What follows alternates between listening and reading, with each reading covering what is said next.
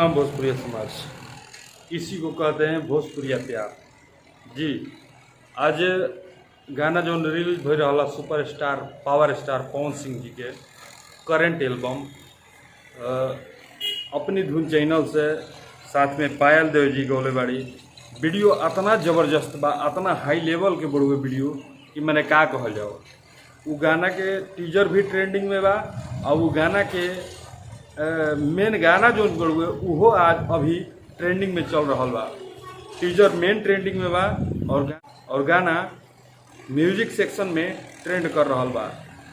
भोजपुरिया समाज के यह प्यार है।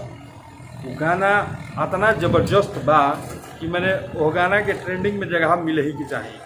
भोजपुरिया समाज पवन सिंह के हरदम प्यार दिले बिया और आजो दे रहल बिया और भी प्यार देवे की जरूरत पड़ी हो।